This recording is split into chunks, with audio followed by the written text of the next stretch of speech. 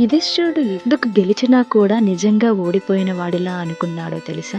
యుధిష్ఠిరుడు యుద్ధం గెలిచాడు, కానీ జీవితంలో అన్నీ కోల్పోయాడు. అతను ధర్మం కోసం రాజ్యం వదిలాడు. అతను సత్యం కోసం వనవాసం స్వీకరించాడు. అతను ప్రతీకారం కోసం కాదు, న్యాయం కోసం యుద్ధం చేశాడు. కానీ యుద్ధం అయిపోయాక అతనికి ఏం దక్కింది? తమ్ముళ్ళు పోయారు, అభిమన్యుడు పోయాడు, ద్రౌపది కన్నీళ్లే మిగిలాయి, కృష్ణుడు కూడా వెళ్ళిపోయాడు.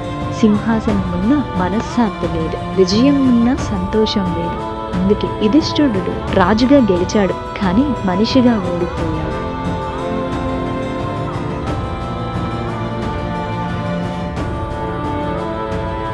యుధిష్ఠిరుడు యుద్ధం గెలిచాడు, కానీ జీవితంలో సుఖం కోల్పోయాడు.